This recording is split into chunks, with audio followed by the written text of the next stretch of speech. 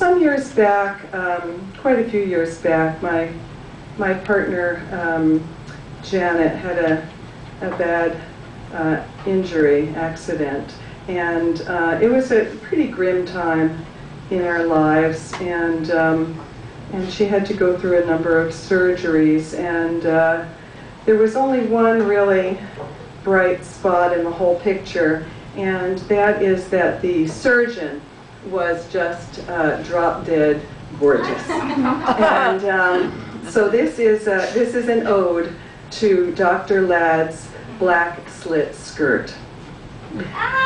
Praise to the little girl whose grandmother taught her to embroider. Slip the tip of the needle through the taut cloth and scallop the clouds. Fasten the feathers to bluebird wings.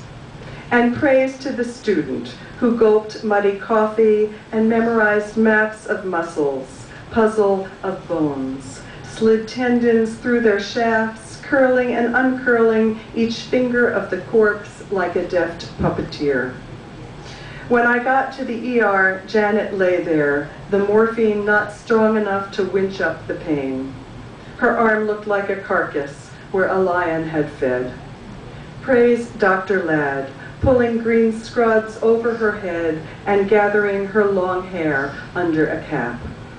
All the days we drove up to Stanford and waited for hours in the room with the ugly orange carpet, thumbing through tarnished pages of National Geographic, wondering what Dr. Ladd would be wearing, until we heard the strike of her high heels on the hallway linoleum, distinctive as the first notes of Beethoven's Fifth.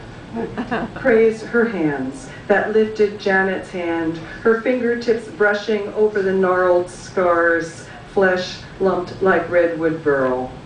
Praise her for getting up early to outline her eyelids, slick her lips, and praise to her blouses, the silk creamy as icing on a cake, the generous buttons open like windows in summer, and praise her bracelets, coiled gold, and her wide leather belts encircling her waist like two strong hands about to lift her. Praise to her earrings, little tinkling tambourines, and her perfume that braced us like a dry martini.